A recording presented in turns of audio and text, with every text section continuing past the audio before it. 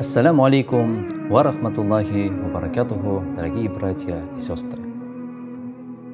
Что ждет человека в раю?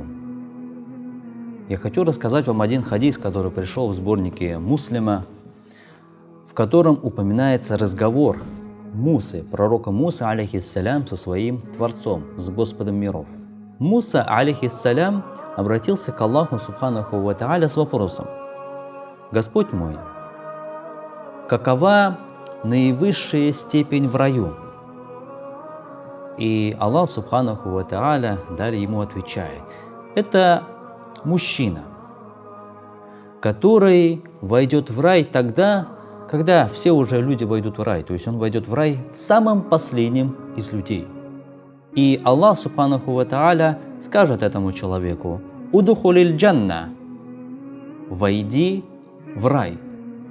И он обратится к Аллаху, субханаху ва тааля: «А как? Как? Ведь все люди уже заняли свои места в раю, и они уже получили то, что они получили». Аллах, субханаху ва тааля, скажет: «Зайди в рай». И далее Аллах, субханаху ва тааля, спросит у него: «Будешь ли ты доволен, если я дарую тебе подобие царству царей этого мира?»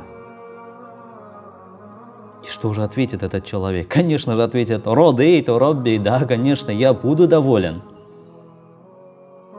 И Аллах, субханаху ва тааля, скажет ему далее: «Я дарую тебе это», то есть царство подобно царству царей этого мира.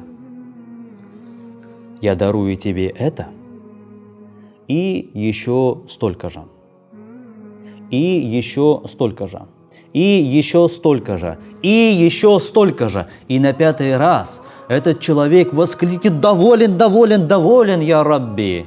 Я доволен, о мой Господь!» А Аллах, субханаху ва тааля, продолжая, скажет: «Я дарую тебе вот это, все, что было перечислено, и еще 10 раз столько же». Субханаллах, этот человек воскликнет: «Доволен, доволен».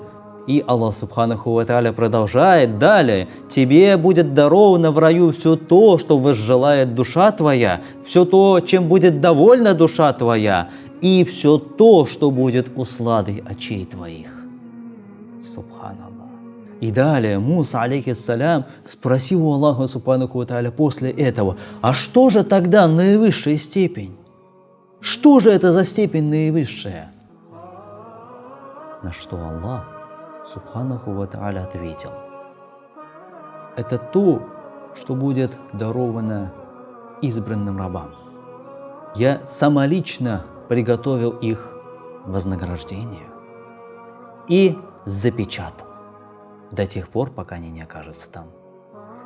И это не видел ни один глаз, это не слышало ни одно ухо, это даже не приходило на сердце человека».